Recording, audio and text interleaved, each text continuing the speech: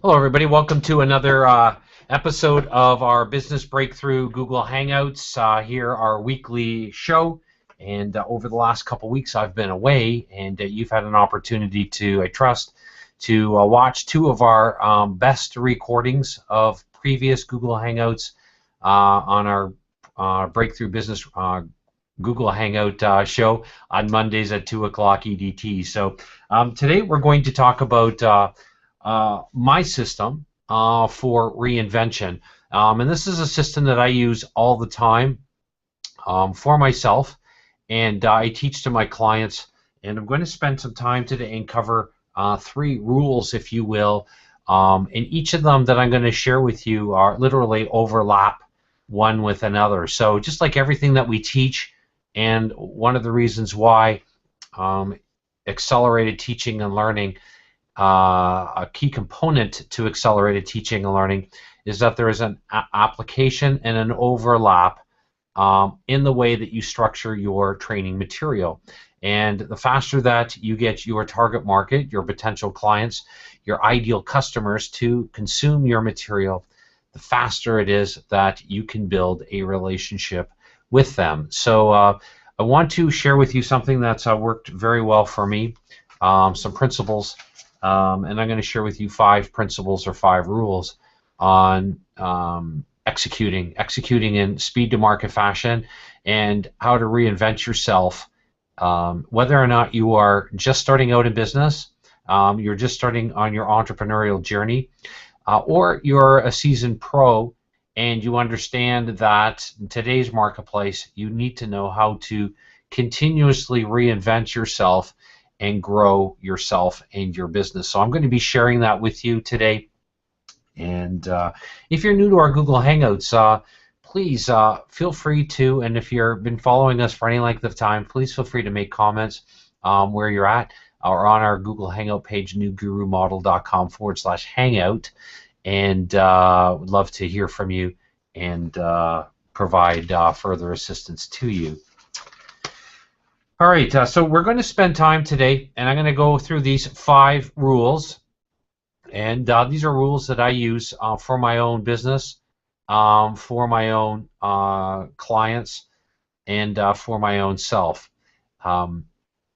What makes these 5 rules so powerful is the following, and I believe what makes this so crucial for you to understand is a concept. One of our speed to market principles is that the skill sets of making it in business and the skills of teaching other people to be successful are completely separate. And it's one of the reasons why our Lifestyle Entrepreneur magazine, for example, sets itself apart in the marketplace, because it understands, or the magazine is created positioned to assist others, business owners that are just in startup mode or seasoned entrepreneurs, to get specific advice. No more do people want information. We're drowning in it. We can easily get it right online. What people want is specific advice to solve very pertinent problems. So I want to help you with that, and I want to help you with it from my perspective. I come out of the teaching field. I specialize in accelerated teaching and learning, and we've also been able to master some really cool business acceleration systems to help clients gain serious market traction. And I'll tell you this right now, I would never have dreamed of doing what I'm doing today in business. So I want to say that at the onset. So let's move forward here. The first principle, or the first rule, is to make a decision. To make a decision. There are 2 types of decisions that you're going to have to make in order to totally transform yourself. All right, so I want to make sure that you want to probably take some notes in our training like you normally do. But 2 types of decisions. There's a cognitive decision, or a decision that's made up here.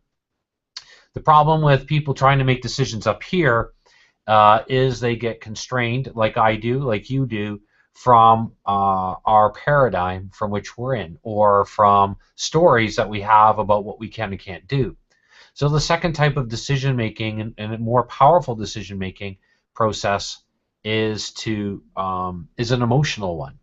Is understanding that if you want to speed up any kind of execution in your life, you need to be able to create a cognitive decision, or make a cognitive decision, one up here in your brain, and an emotional decision, and one that's tied to ultimately how do you influence your emotional state.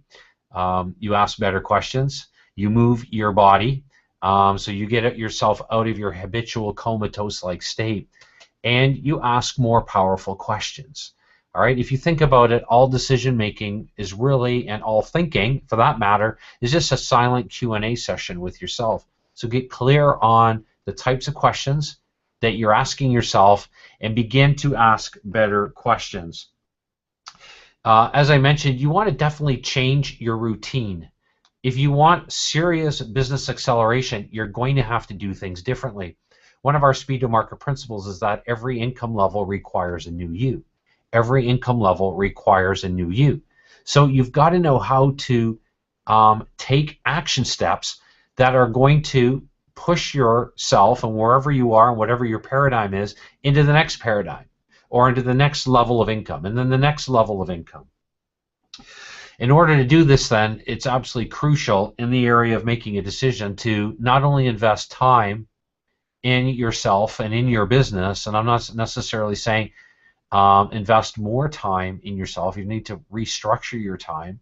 You might need to redo. As I said, you change your behaviors. You might need to stop reading a book. For most people, that was for me for 2.5 years, stop reading books and DVDs, start really focusing on implementation. And the other side of investment is not only in your time, but in your money. You're going to definitely need to make an investment in your company, in your ideas, in your business, in your growth. I can't see how anybody today can make serious quantum leaps in themselves without making an investment in time, and an investment in money, and an investment in restructuring your energy. All right. If you just take a look at shows like Home Improvement, the Biggest Loser, and shows like that, there are real stories and real analogies that it is possible to make quantum leaps in your business and in your thinking and in your doing. The last component I want to touch on here on making a decision is, what is it that you actually want, and be specific, and why is it that you want this? So what is it that you really want, and why do you really want this? All right.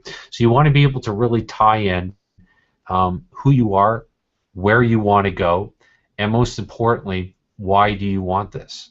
Because usually when the going gets tough in business, and there's always hiccups, and there's always things as you're developing yourself, there's always a story about why you don't deserve success, or why you should only get this amount of success as opposed to this amount of success, or however you want to quantify it, but it's usually tied back into a story about why that's constraining us, right? So that's, again, why we want to make a decision to really build ourselves, our company, our dreams from a completely different perspective than we currently see business and our growth. All right, so that's important to note.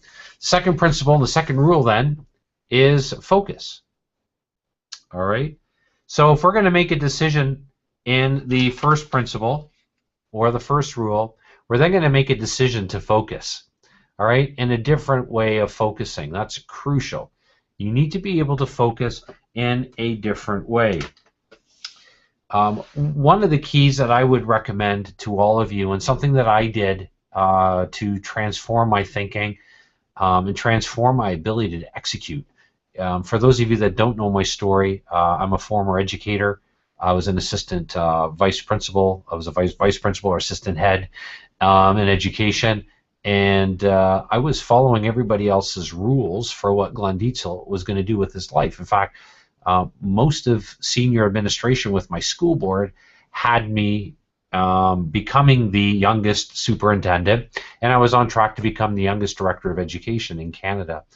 And I needed to get really clear and focus on, was it who was I really, what dreams were I really going after in life?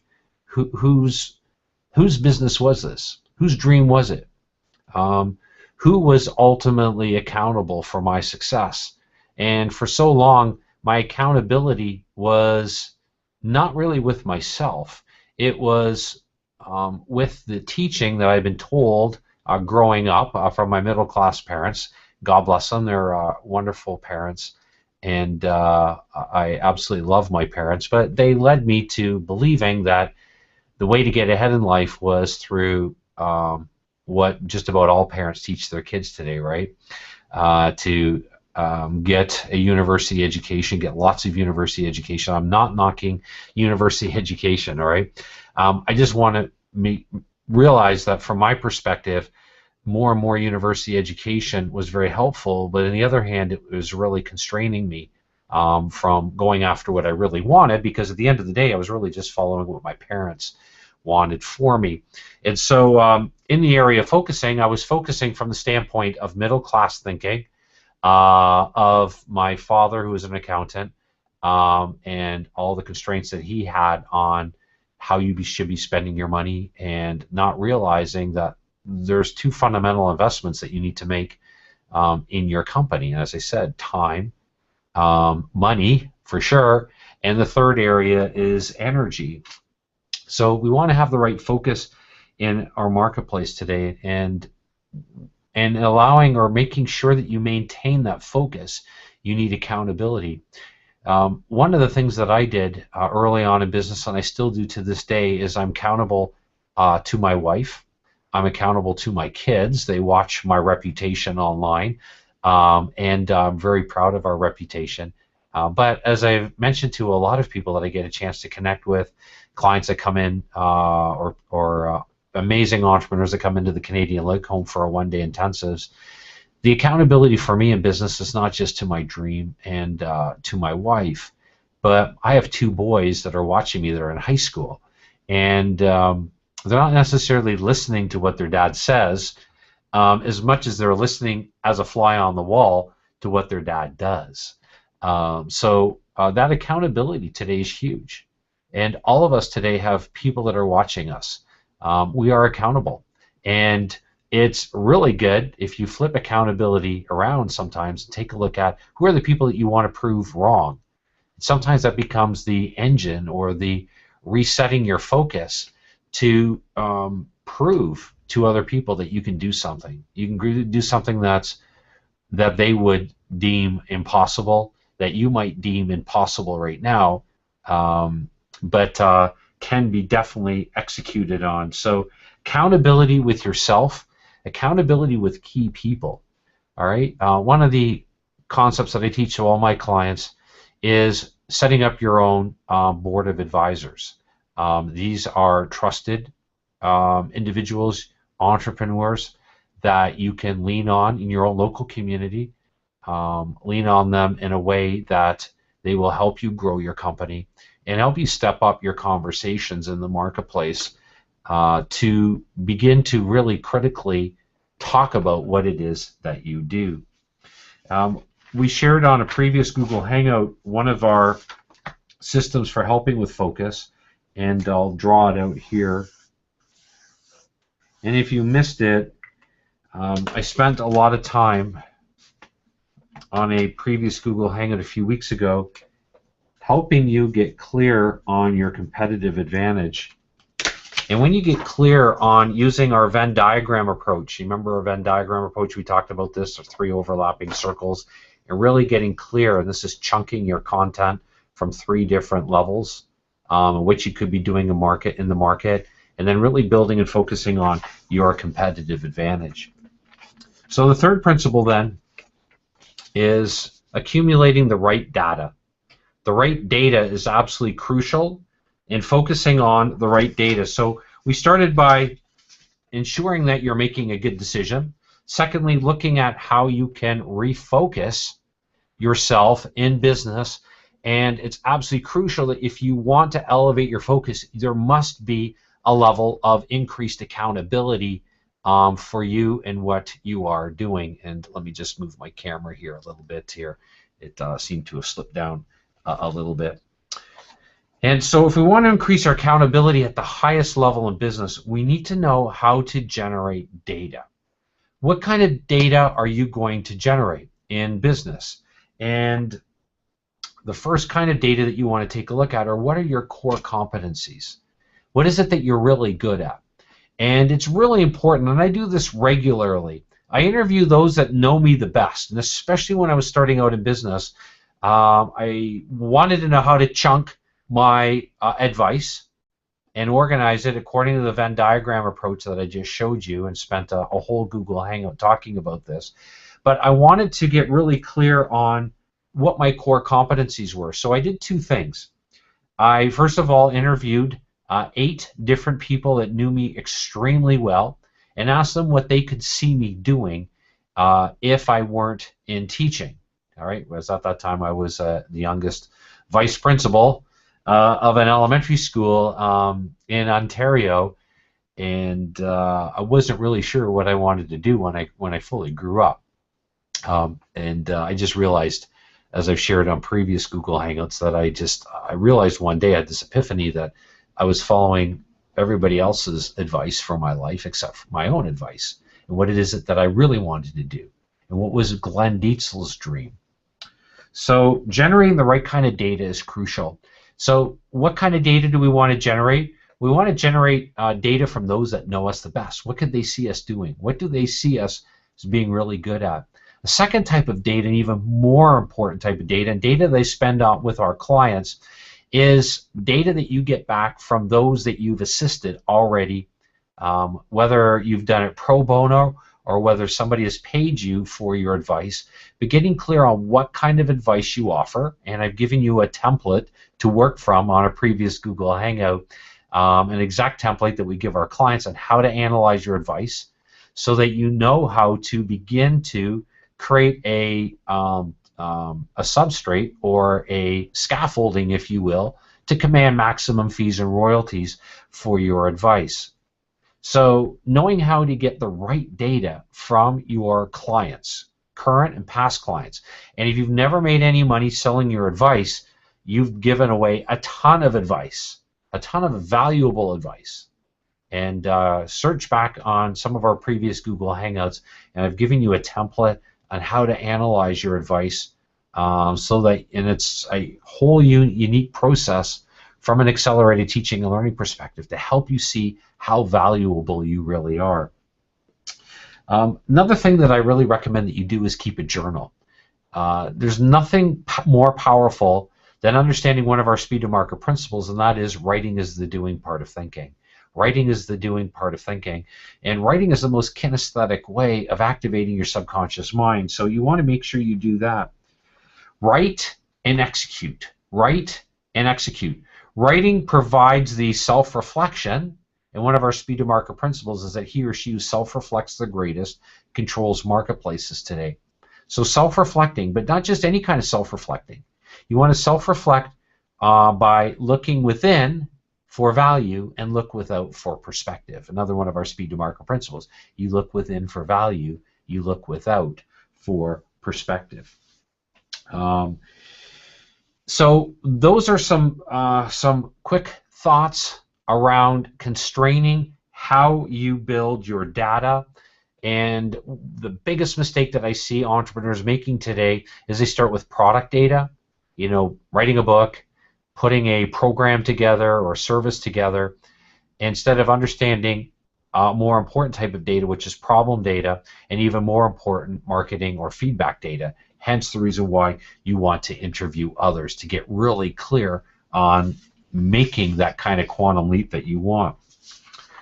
The fourth rule is when you are going to produce data now, we've talked about data, you want to begin to create the kind of data that is didactic. Didactic, or another way of saying that is you want to speak to teach. Speak to teach. Now you might be saying, Glenn, what do you mean by that? Well, if I look back at how we've transformed our company and myself, it's always been done in the market. It's never been done Well, it has been done in quiet times with myself through self-reflection, but it's always been taking that self-reflection and testing it in the marketplace. And one of the things that I did right at the very onset of growing our company and leapfrogging myself out of my job and up my wife out of her job as an occupational therapist was to begin to understand the importance of speaking to teach. Speaking to teach, which is a deductive process of really getting clear on what it is that you're doing. You see, most people live in books, they live in audio programs. They might be living like you are right now with a Google Hangout with me. And this is really, as good as this is really just passive learning for you, unless you're actually taking notes. And if you're taking notes as I'm talking, now you're beginning to make it active learning. And because as you're writing, you're beginning to write, and you should be writing at two different levels: a level of self-reflecting on yourself and your own business, and a deeper level of executing in today's marketplace. And I see so many people today reading books, listening to DVDs, consuming a lot of information, but not a lot of great advice when it comes to how do you execute and accelerate that allows you to create massive transformations in who you are and in your business. And those transformations, as I said at the very beginning, by making a decision and focusing differently, start with the mind, and they're replicated in the marketplace. So you start with the mind, you start with the emotional state in the mind and the interaction with that. We've talked about that on previous Google Hangouts, but you support it in the marketplace. And you do, one of the best ways of doing that is teaching. You speak to teach. I joined Toastmasters when I was in education. And I did it not because I wanted to become a competent Toastmaster and get my 10, pass my 10 stages to get my competent Toastmaster. I strictly did it to hear myself thinking about what I was doing so that I could analyze the gaps of my thinking and also get feedback from those that were in the audience. You see, people that are in Toastmasters, most of them are very want to be more entrepreneurial. That's why they're speaking. They want to be speakers. They want to set themselves apart. They want to be able to command fees. But just most speakers are really using a horrible business model to leverage their advice, and they can never really command maximum fees and royalties. Why? Because they're using a faulty business model. So in the area of speaking to teaching, then, you want to make sure that you are leveraging something here and understanding the difference between inductive versus deductive. Understanding the difference between inductive messaging and deductive messaging. See, most people when they're teaching, they teach inductively. They teach just as if they were going to school, and or as their professors taught them or their teachers taught them. And there's a different type of messaging. And we've spent time on previous Google Hangouts understanding a more powerful consultative process, so that when you're speaking to teach, that you are leveraging a better business model that doesn't just randomly talk about building confidence, talking about what's so important with what it is that you do and how you can help your marketplace, but tapping into the deeper levels of desire and the problems and the bigger change that's going on in the market inside of what is your big idea that doesn't necessarily have to be better, it just has to be different. You can also, in speaking to teach, you start your own Google Hangout and start your own online media show every single week. This is a great way of becoming accountable to what it is that you do by hearing what it is that you do as you speak to others. As I mentioned, you want to message what you do to be able to really build two types of brands. And it's very difficult to build a brand the way that most people are, through email, building a brand by doing what most experts and gurus are teaching today around becoming an expert or achieving expert status in your market. I would rather own a market right off, and I want to know how I can own a market immediately. And that's why when it comes to speaking to teach, I believe, and I always teach from, our coaching and co-branding model or our mastermind monetizer model. Why? Because I want to position our company at the forefront of what's going on in the marketplace, and so do you, right? Because when you do that, you convey to your marketplace that there are changes going on, that there's something different, something perhaps even better, that you understand the problems deeper than they understand their problems. And this is all the power of knowing deductively how to teach to, or how to speak to teach to your marketplace. All right, so we want to be very careful, though, when we speak to teach, that we really leverage deductive messaging, understanding how the human mind really processes, understanding how the subconscious influences the conscious brain, how to message what you do directly into your subconscious, your own personal subconscious, to make massive transformations, and also that gets by the biggest resistance that controls what it is that you can or can't do, and that's called the reticular activating system, or the RAS. Your marketplace has one too. That's why when you start talking to them, if you start talking to your marketplace the way that most people do, they've automatically tuned you out. So we spent a lot of time on previous Google Hangouts talking about a better consultative process. Consultative process that's always constrained, number one, by the big idea. What's novel in your market? What are you bringing to the market that's different from your own personal experiences, or what you learned through your own trials and tribulations, or the school of hard knocks? What is the major change going on in the marketplace? What are the big problems that you can enumerate and discuss even before you start talking about the features, the benefits, and the advantages of what you do? And yet, most people speak just like used car salespeople. This car has this feature, and it's got these benefits, and it does this and all of that. And in the advisory age today, if you really want to speak to teach, you can't be in that sales modality.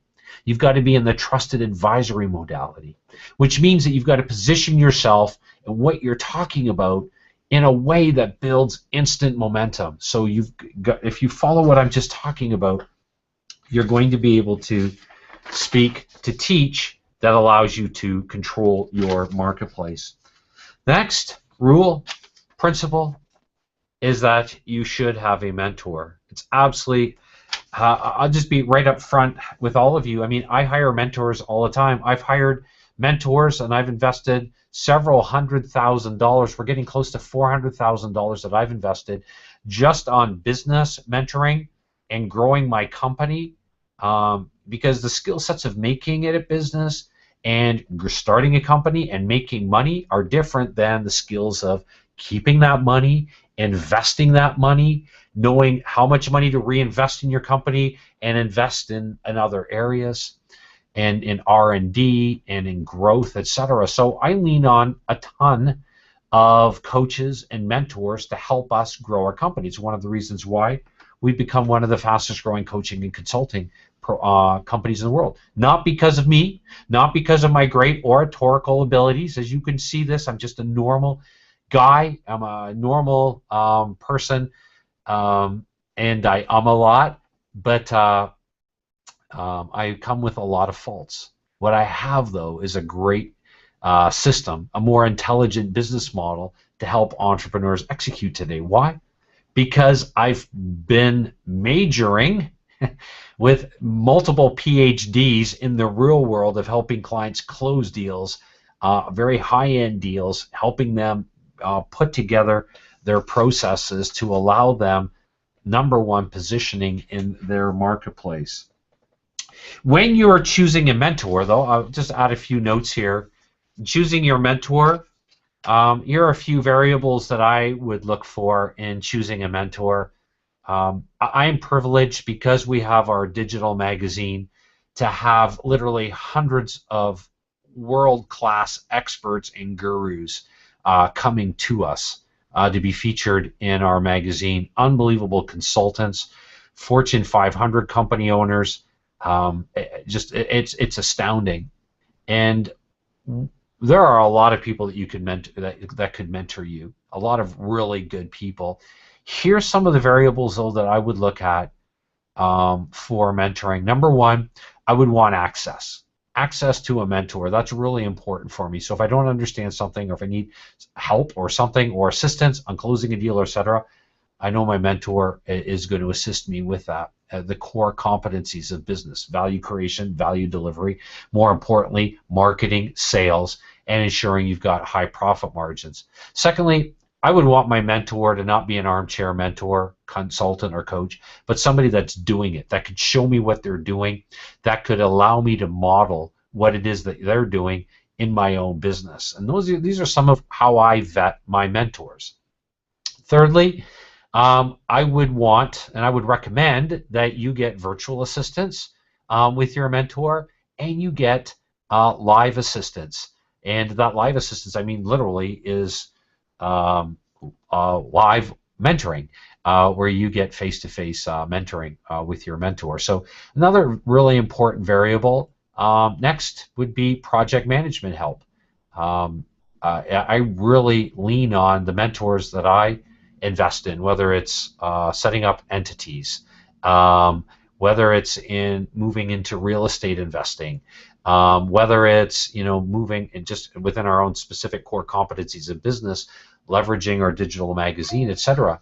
I lean on a lot of people to assist me because I don't have those specific skill sets. So I hire out a lot of people, and it's really good if you can get some project management help with the mentor that you're getting. So you have access to their project manager to assist you with execution. And one more key component is, because I come from a teaching background and I'm a teacher by passion and profession, really believe in case studies. Will your mentor position you as a case study and use you as a case study? I think it increases the accountability, not just for your mentor, but it increases the accountability for you, knowing that there's something special happening in the relationship that you have with the coach, consultant that you hire out to grow your company. So I can't stress that enough, to seek out the counsel of people that know business from both perspectives: how to start a company and grow it at an accelerated rate, and also how to help you and teach you so that you can leverage those teaching skills with your own clients and get the kind of results that you were really after with your business. In the last area, and I think the area that sums up all the principles and rules that we've talked about, is execute. See, everything separate from execution is simply a waste of time. When we started off in the authoring publishing market, and we are a publishing company, we've got our digital magazine here, as you can see. We have we teach clients how to publish their advice in a coaching and co-branding perspective, so they can command maximum fees and royalties for high-end programs and services. So whether you're a coach, consultant, or a trainer, this is ripe for you to really create the kind of positioning within your company. And the execution is so crucial. In my first 2.5 years in business, I really operated as a not-for-profit, and one of the biggest mistakes that I made was I was continuously reading and dreaming, spending a lot of money on reading and dreaming, and not really understanding how to execute in the marketplace. And one of the things that I did when I finally got this aha moment, it cost me about $65,000 to have this aha moment that I'm going to tell you right now, is that's the amount of money that I spent my first year in trying to get a company going, and we made a little over $200, about $211, $212 in our first year. In our first 2.5 years, we made about $523. So not a very good ROI on all of the investments that I was making in my company and in myself. And I want to underscore that you're investing in your company and in yourself. Why? Because you're investing in yourself because you are your brand. And you've got to know how to leverage your own personal brand in today's marketplace as a trusted advisor. And you have a company brand, something that you're going to be selling. And you want to be able to create growth and acceleration with your company. And you want to be able to do that in a proven method. And what I figured out in business is in the area of execution. When I started my company, we started when I got really serious about growing my company. I started putting proposals in the market. We were in the authoring publishing market. We got picked up or recognized by Adobe within 5 years or 5 weeks of launching my very first website, and a lot of really good things happened, all because I started taking action that I wasn't taking before.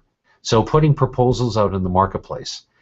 Today we teach clients how to build off of executive summaries a lot faster, a lot quicker, a lot more strategic, speeds the conversation up in the marketplace. But just having and putting those out in the marketplace allowed me to start elevating my thinking and started giving me the confidence that I could play big, because I started having conversations with some major companies when I was still in education. And I always had those conversations under the positioning that one of our divisions within our company was our publishing arm, which was looking for some strategic partners to take our authoring material that got us in the first place recognized by Adobe, and taking us into marketplaces to help young entrepreneurs, i.e. school kids, because at that time I was really focusing on the teacher market and helping people build their ideas and write their books, etc. But I say all this because I was doing things. I realized that I needed to do things that I wasn't willing to do in my beginning days in business. And we've called this your seam of success. Focusing on what other people don't do, can't do, or wouldn't think of doing.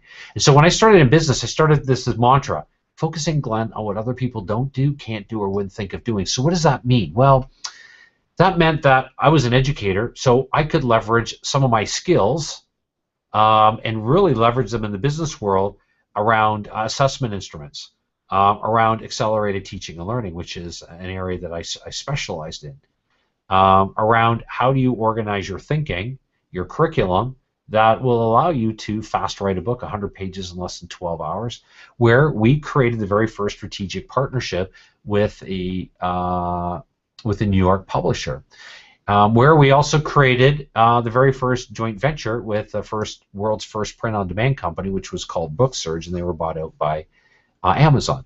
Now, those were some of the conversations that I built right at the beginning of business and allowed my company to do this.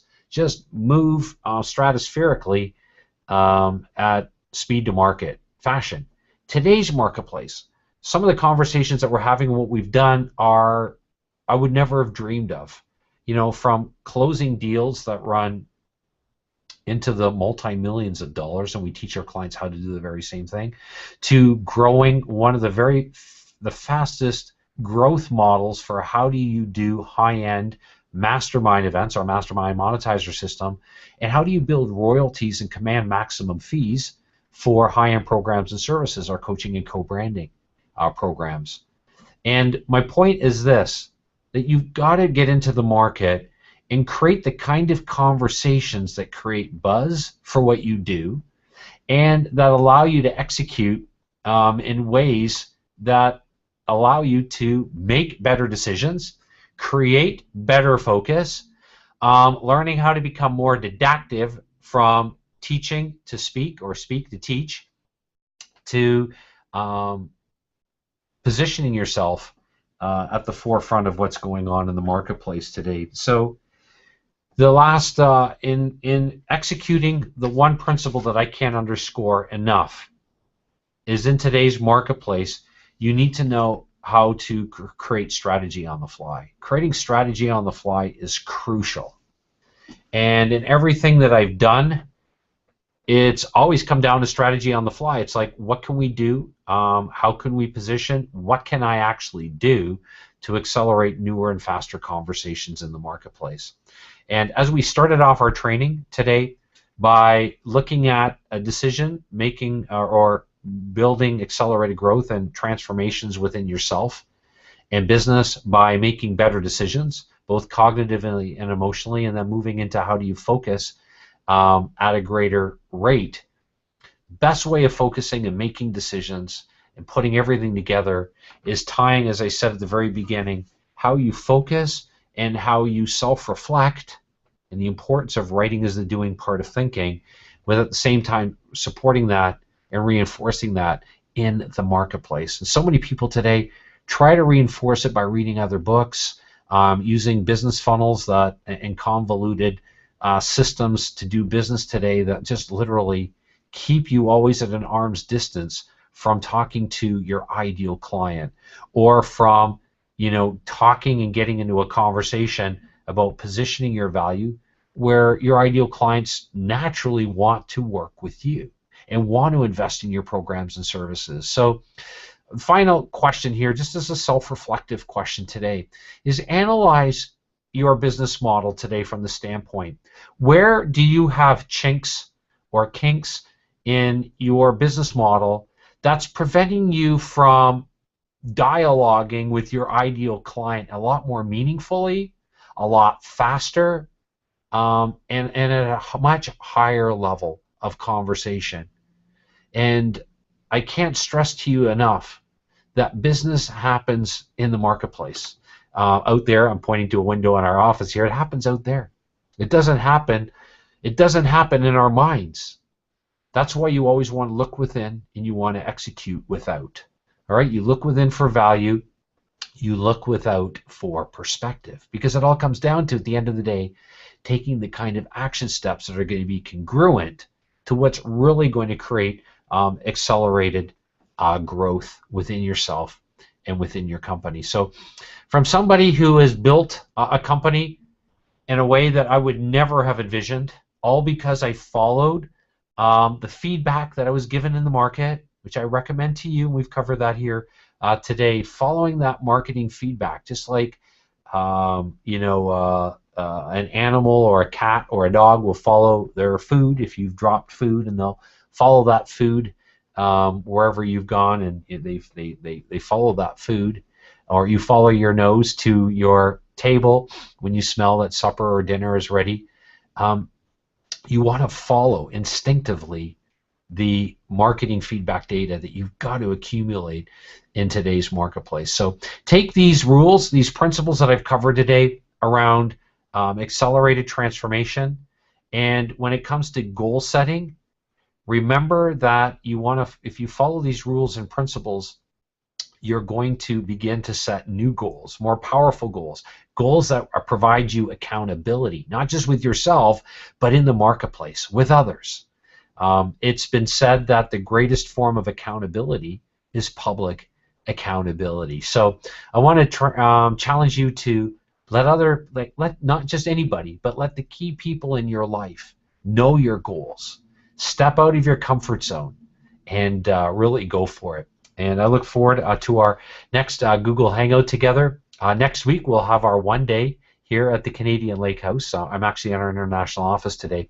So I'm not sure if we're going to do a Google Hangout yet, live from the Canadian Lake home. I think we're going to try to do one, and gives you a chance to meet many amazing entrepreneurs that are flying in from all over the world. And if you're one of those watching today, I really look forward to welcoming you. My wife does, our kids.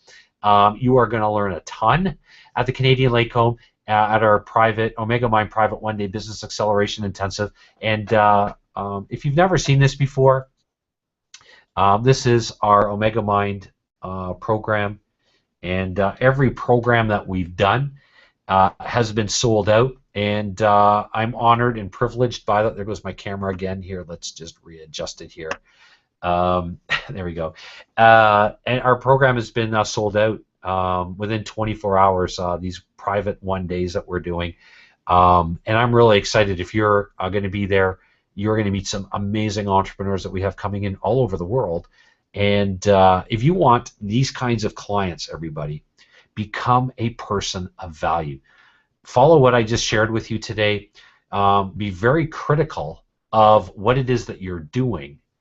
But understand that it's not about perfection. It's just about performing excellently. Be excellent in the presence of others. You don't have to be perfect. Just be excellent. Follow what we covered today, and I look forward to, I hope, our paths crossing sooner than later. Have a great one, everyone, and I look forward to our next Google Hangout live from the Canadian Lake home next Monday, 2 o'clock EDT. I'll talk to all of you again really soon.